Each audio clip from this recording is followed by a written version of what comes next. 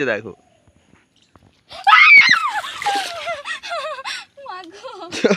Hello guys, back to my channel. তো তোমাদের জন্য আবার একটা নতুন ব্লগ ভিডিও নিয়ে চলে এলাম। তো আগের ভিডিওই তোমাদেরকে দেখিয়েছি আমি একটা কচ্ছপ ধরেছিলাম। তো কচ্ছপটাকে আজকে ছেড়ে দেবো পুকুরে। তো তো বন্ধুরা, আগের ভিডিওই তোমাদেরকে দেখিয়েছিলাম এই যে কচ্ছপটা আমি ধরেছিলাম রাত্রিবেলায়, লেলা দিয়ে যাচ্ছিলো। তো কচ্ছপ খেতে নেই, কারণ এরা নারায়ণ হয়, ধর্মরাজ ঠাকুরের বাহন। কার বাহন? নারায়ণের বাহন।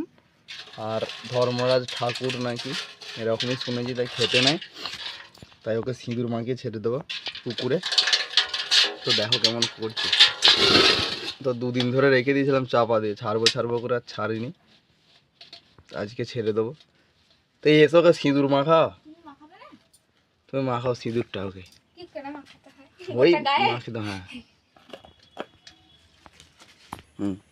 তো দেখো সিঁদুর মাখাচ্ছে।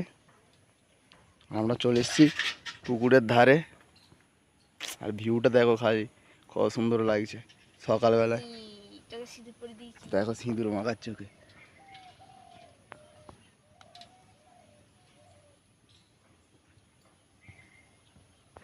ভালো করে মাখা, হ্যাঁ, লাল কচ্ছপ গোটা গায়ে লাল করে দেবো গোটাটাই। হলুদ দিতে হয় খ্যাপা, হলুদ গুঁড়ো আনিয়ে যাও। সিঁদুর মাখালেই হবে, হলুদ দিতে হবে। দেখো গাইস, পুরো লাল করে দিয়েছে একদম, হয়ে গেছে। তো দেখো ভয় গেল না, ছাড়ুনি। তো দেখো পুকুরে নেমে পড়েছে। আর কচ্ছপ মানুষে আগে খেত সবাই, কিন্তু এখন আর খায় না, কারণ সবাই বলে নাকি ধর্মরাজ ঠাকুর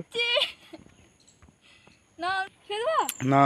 তো দেখো সবাই বলে নাকি এটা ধর্মরাজ ঠাকুর আর নারায়ণের বাহন, ওর জন্য খেতে নাই। এখন ভুলু ডায়েরি দেখছে, ভুলু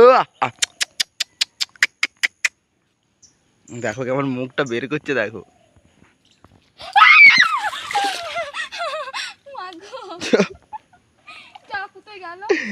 ভয়ে ছেড়ে দিয়েছে। হ্যাঁ, ভয়ে ছেড়ে দিয়েছে খ্যাপা। ওকে আস্তের সাথে তো ভিজিয়ে দিয়েছে গায়ে, চলে গেছে ও, পালিয়ে গেছে আবার। তো গাই তোর হাতে পাটা লাগিয়েছে বলে ভয়ে ছেড়ে দিয়েছে, চেঁচিয়েছে। তো ছেড়ে দিলাম। আর কচ্ছপ তোমরাও কেউ পেলে খেও না, কারণ কচ্ছপ ধর্মরাজ ঠাকুর আর নারায়ণের বাহন, সবাই এটাই বলে, আমি শুনেছি, তাই ছেড়ে দিলাম আমরাও। আর আমরা অনেক দিন থেকেই খাই না, আগে খেয়েছি ছোটোবেলায়। কামড়ে দিই। বন্ধুরা, আজকের মতো টাটা, আবার দেখা হবে নেক্সট ব্লগ ভিডিও। তো টাটা।